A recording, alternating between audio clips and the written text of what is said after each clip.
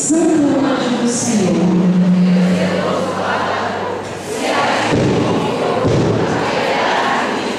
Sim. Vamos lá.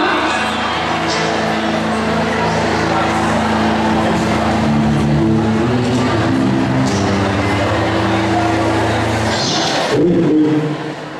Vocês estão vendo aí? Então, é o seguinte, e a tempestade não se acalmou. Vem tudo! Presta atenção, pessoal.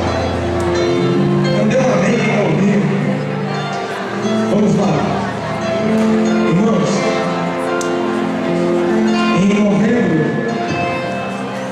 nós fizemos uma escala em Brasília.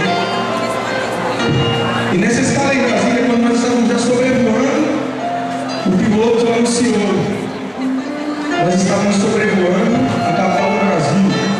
Nós estávamos sobrevoando Brasília.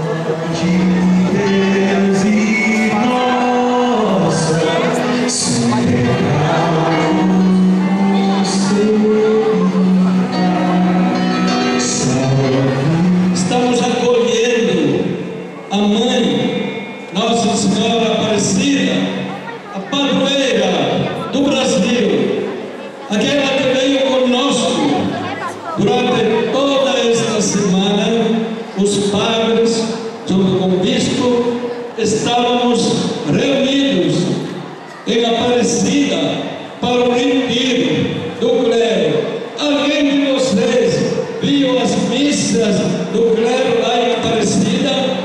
Alguém viu? Viram o bispo? Os padres? Pois é, fomos lá no santuário de Aparecida, fomos também na Fazenda da Esperança, fomos também na Canção Nova, e em todos os lugares procuramos nos aproximar mais de Jesus e de Maria. E agora, a Mãe de Jesus, Nossa Senhora Aparecida, está aqui conosco. Viva Nossa Senhora Aparecida!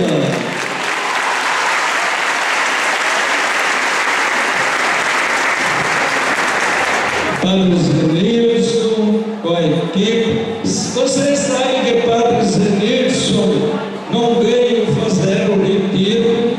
Vocês sabem? Por quê? Estava doente. Até o dia 9 de julho, Nossa Senhora hoje vai ser recebida aqui, Caruaru, porque é a sede da diocese, depois vai ser levada para